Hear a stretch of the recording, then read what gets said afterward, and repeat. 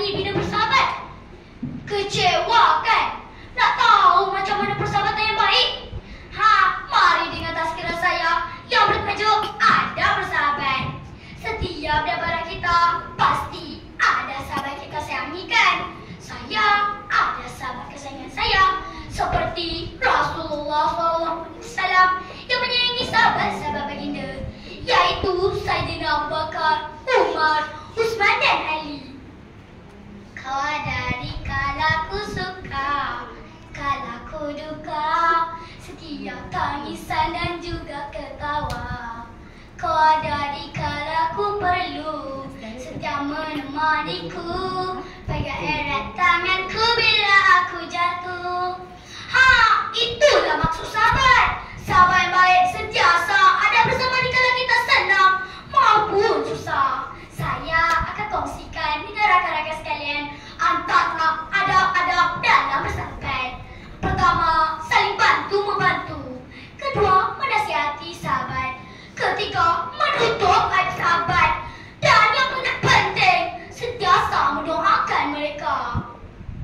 Firman Allah Subhanahu wa Ta'ala, A'udzu billahi minasyaitonir rajim. Wa alafa baina qulubihim. Dan Allah yang mempersatukan hati mereka. Surah Al-Anfal ayat 63.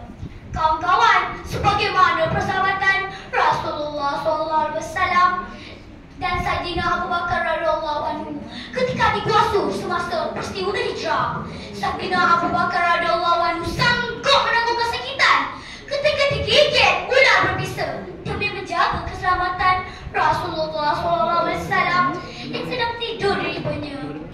Mengalir air mata Sayyidina Abu Bakar radhiyallahu anhu sehingga menitis ke pipi Rasulullah SAW. Baginda terjaga dan telah mengusap kegigitan ular berbisa itu dengan ludahnya. Saking hilang dalam sekejap mata.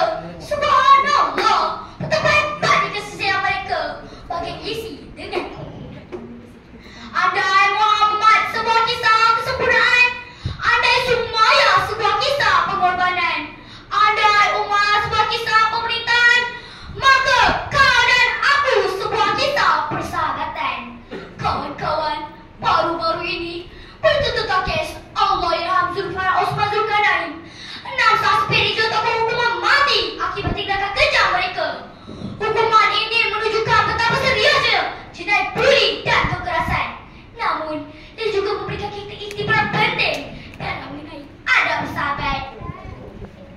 Daripada Anas bin Malik radhiyallahu anhu, Rasulullah SAW bersabda, La yu'minu ahadukum hatta yuhibbu li akhihi ma yuhibbu li nafsihi. Tidak beriman salah seorang di antara kalian sehingga dia mencintai saudaranya apa yang dicintai dirinya sendiri. Hadis riwayat Bukhari. Apabila tiba di pintu kedua, jangan lawankan ku sendu dan air mata. Apa yang ku perlu di saat itu, bisikan syahadat di telingaku.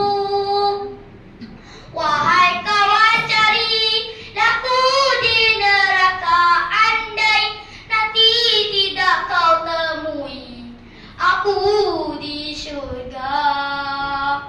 Katakan padanya, kita selalu bersama, bersolat dan juga puasa di dunia. Sebelum saya akhiri tazkirah saya pada hari ini, dengarkan sedikit pantun daripada saya. Naik pesawat ke bukit tinggi, hendak berangkat berdoa di hati, jauh di mata dekat di hati. Itulah tanda persahabatan sejati. Wabillahi taufiq wal hidayah. Wassalamualaikum warahmatullahi wabarakatuh.